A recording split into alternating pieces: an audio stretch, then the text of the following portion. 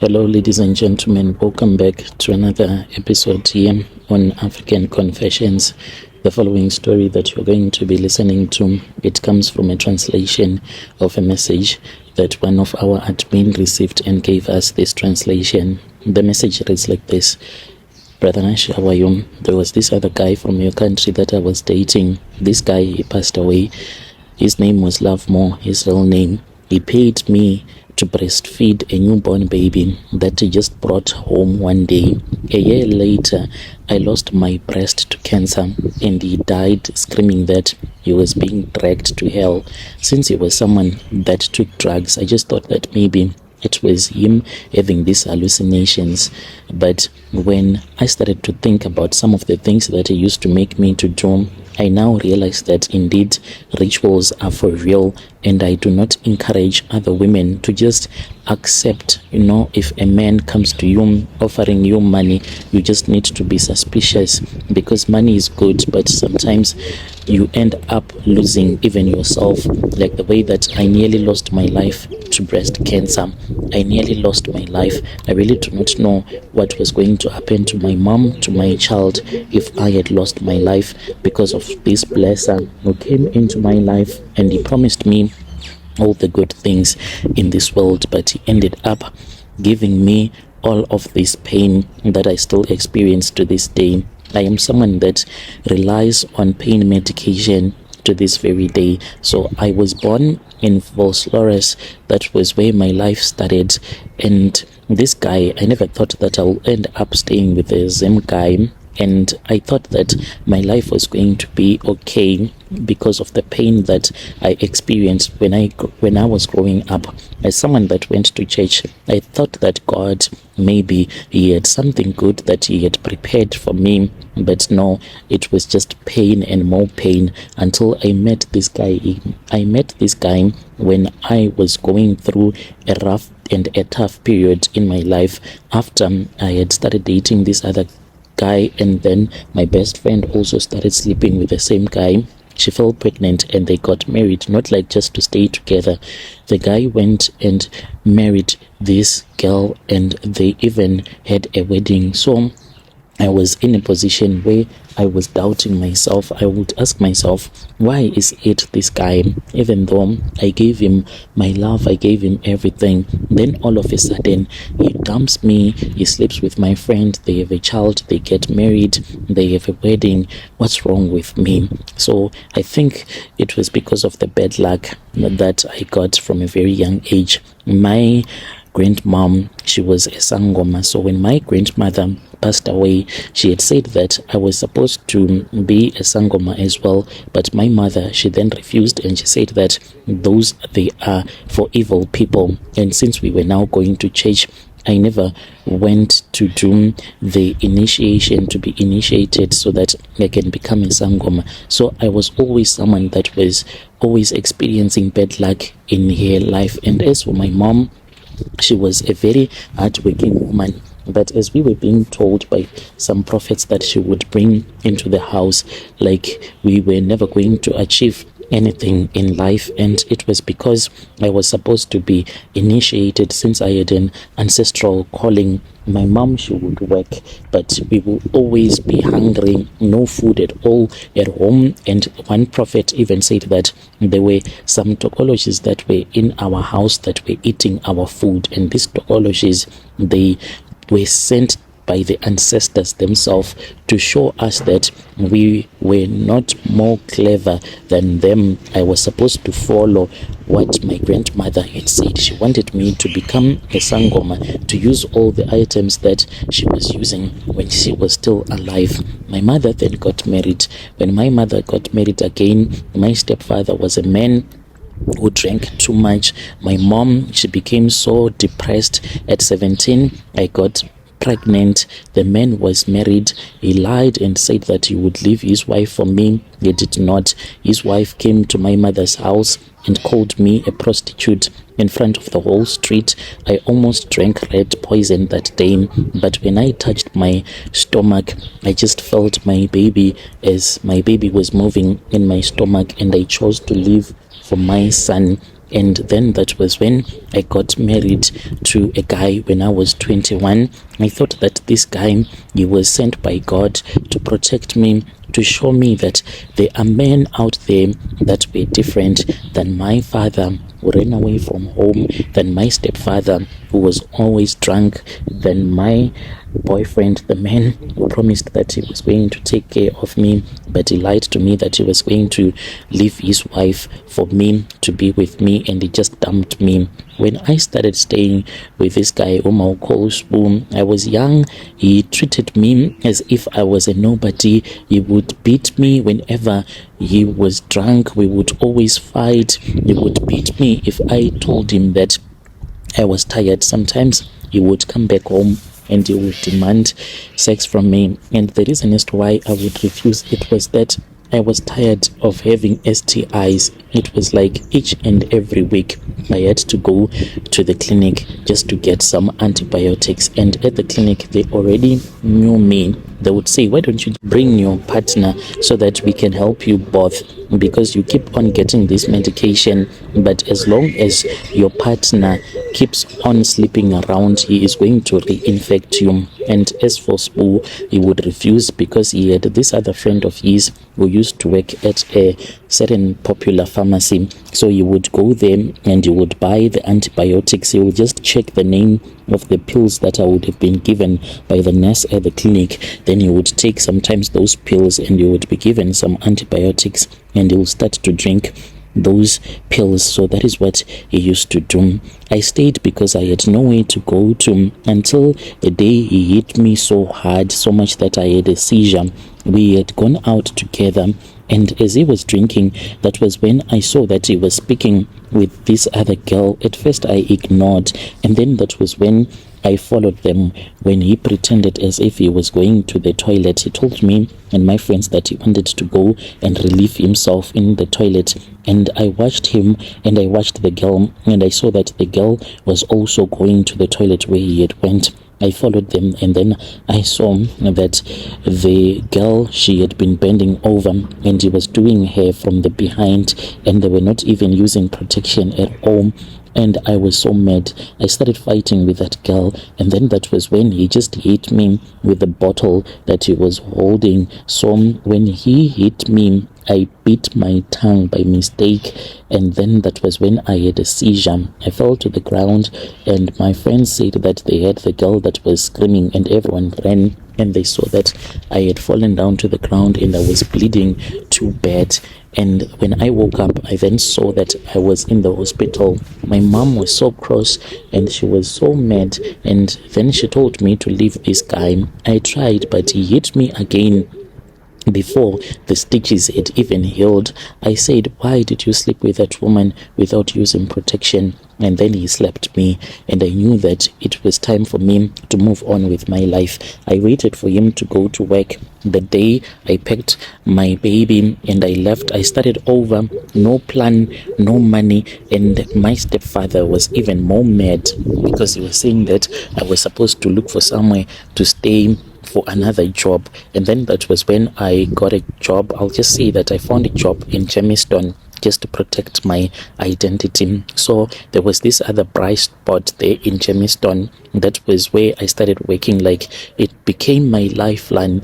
If I had not gotten that job, I was going to starve to death, because even my mom said that I was disturbing the peace in her marriage. She chose her husband over me, who was her boyfriend, because they were not even married. And then that was when I started working there, and most of the men where I was working, they saw us as prostitutes, but at least it was far much better, because these men, I quickly learned that when you act as if you are a prostitute in front of them, they will treat you nice, they will give you gifts, and they would always give you tips. So each and every week I would be having 800 rands, and I bought my son his first school shoes, and I thought that I was rising, but in truth, like, I was going through a rough period when I dated this guy that I had met again at that same bright spot. And this man, he started sleeping with my friend, and then that was when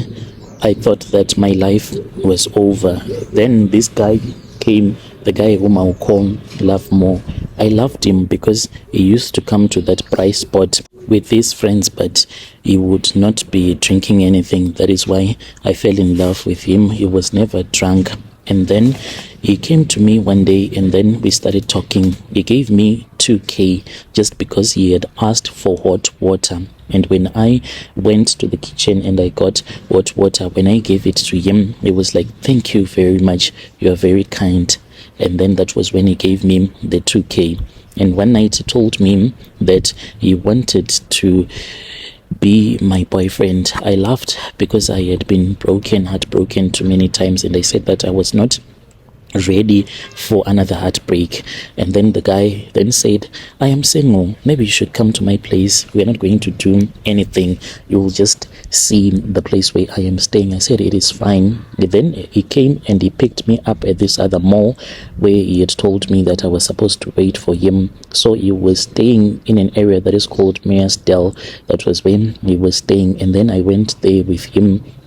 It was so beautiful, so nice. And then the guy said, "If you want, you can stay here, you can go to work, can we try it out? Let us become friends, and if you are ready, then we can become boyfriend and girlfriend." So I agreed. He said, "But I'm going to give you 7 days to decide if I can be the man that you say that you have been searching for all of your life." So I was like, "Okay, Lovemore, it is fine."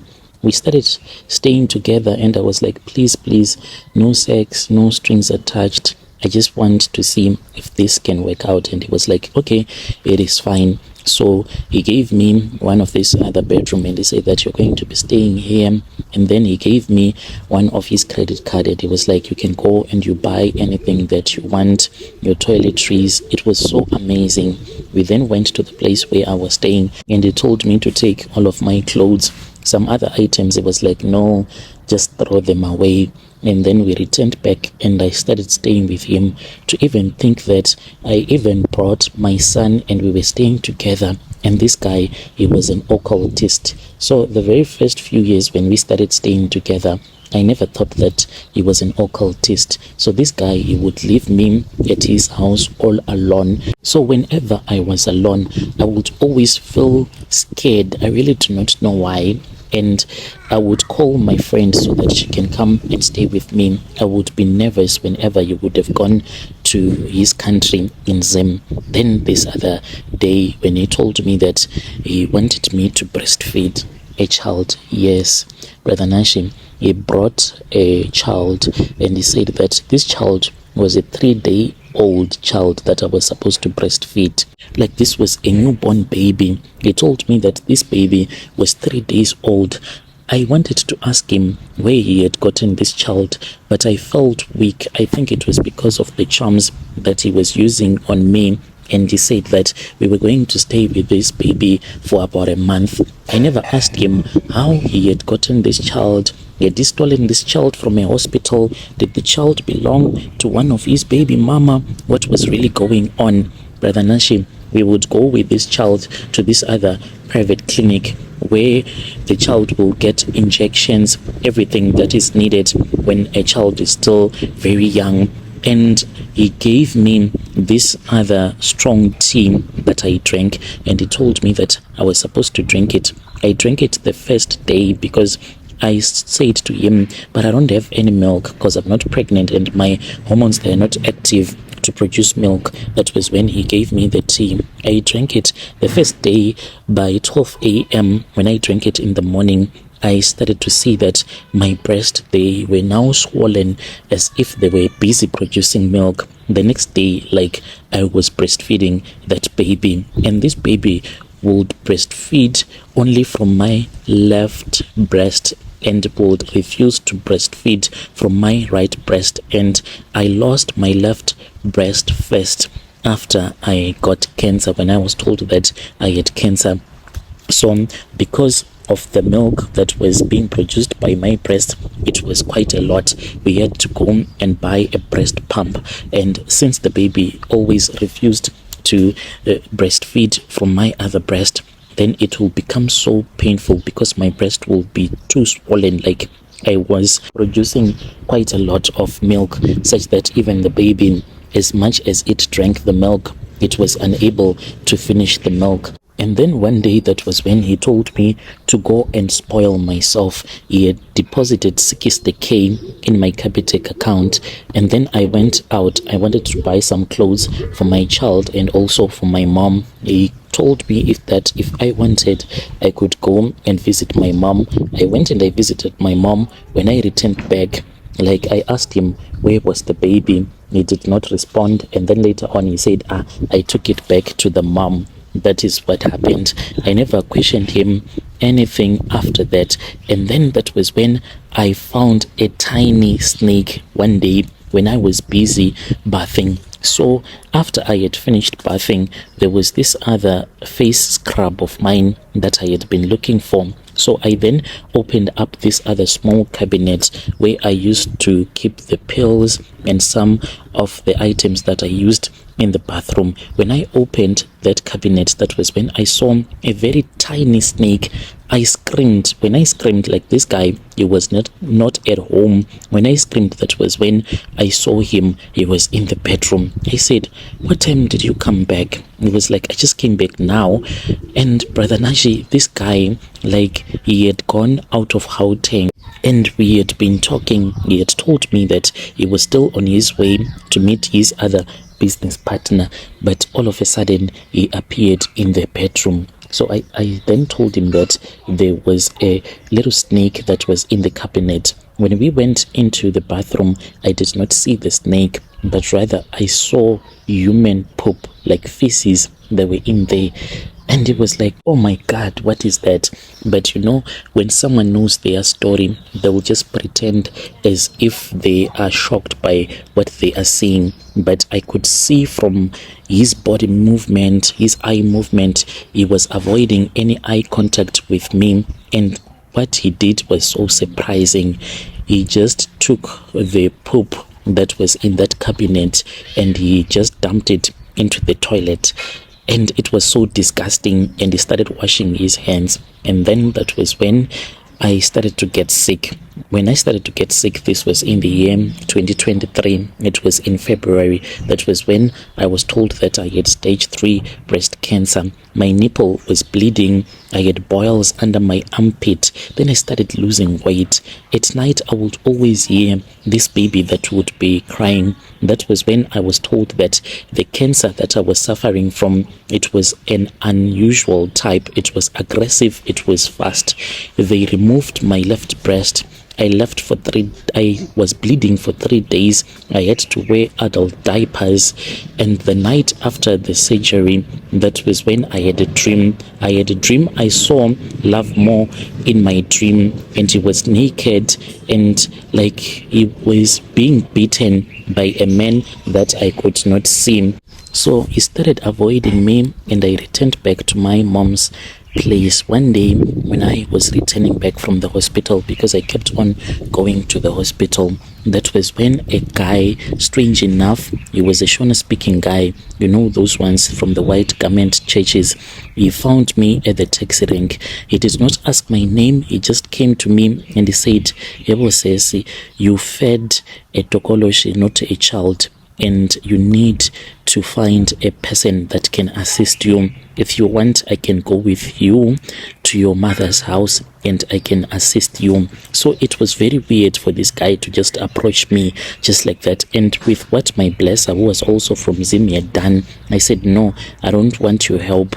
If I need help, I am going to a church that belongs to a South African. That is what I told him. And then that was when I went to church.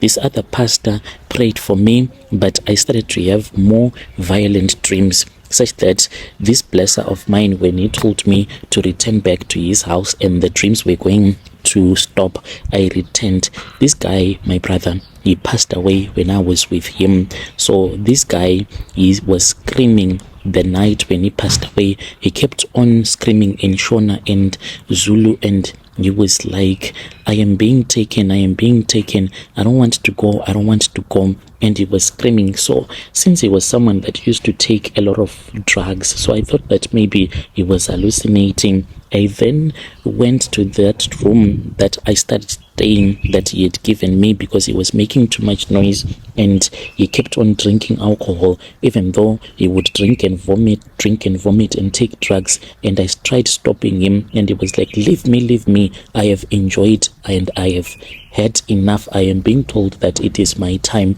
So I said, okay, it is fine. If it is your time, then let me go and relax. So I never thought that I meant that he was going to die. Late at night, that was when I heard him screaming. He was like, Aya, Aya, Aya, Aya, please come here. I rushed to the bedroom. That was when I found him naked. He was on the floor. I then asked him what was wrong. He then told me that he was feeling really hot.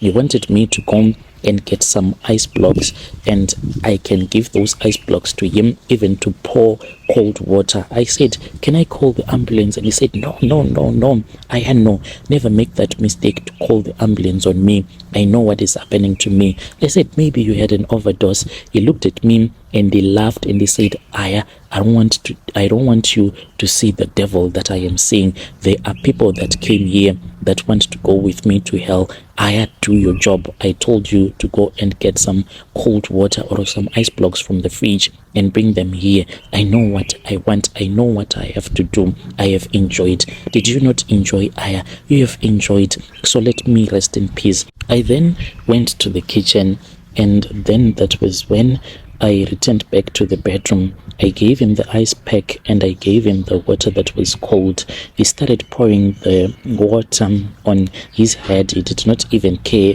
about the wooden tiling that he used to complain whenever I would move the bed. He would be like, Aya, can't you see that these are wooden tiles? You're not supposed to do that because you will scratch them all over. But he was pouring water, cold water, icy cold water on his head, and he kept on screaming that they are taking me, but I have enjoyed.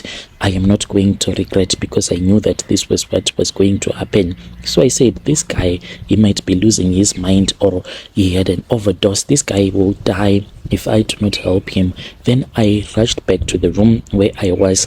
I wanted to call my mom or to call the ambulance. And when I went to the bedroom, I then started looking for my phone. I could not find it. I went back to his bedroom and I said, please, can I have your phone, because I need to call my mom or to call the ambulance. And he started laughing at me and he said, your phone, oh, your phone.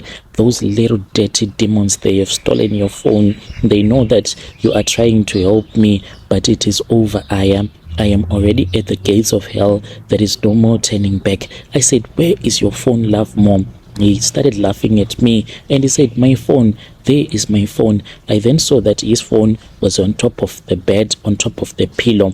When I walked towards the bed, I saw a hand that came out of the wall and disappeared. I screamed so hard and he laughed as he was dying. This man, he died whilst I was looking at him. The moment that he breathed his last, that was when I heard my phone. It was ringing. I rushed and I saw that it was my mom, who then told me that she had a weird dream. And in this dream, she saw that I was in a place where I was being tormented by people that she could not see. That was when I told my mom that my boyfriend Lovemore had a drug overdose. I did not know what was happening, so my mom quickly called the ambulance. The ambulance came, and then that was when I was told that he had already passed away. They waited for the forensic. The police came, took a statement, and then they took his body. Brother Nash, I returned back home to my mom. But what happened is that a couple of weeks ago, I had a dream, and in my dream, I saw that I was in this very big hall. It was a white room, and then there came a baby boy, 5 years, and was wearing a black robe. He came to me, and I saw that he was holding a plate, but he was holding 2 plates and covering something that was inside those plates. And then that was when he came to where I was, and he opened, and I saw that those were my breasts that were in there. And I woke up screaming. I tried to tell my mom, but then I had a very terrible headache when I tried telling her this is what happened to me. Dear listeners, right there was a message that was sent to me by one of our admin who helped us with this translation. Strange things indeed they do happen in this world? Let us try to talk about this in the comment section.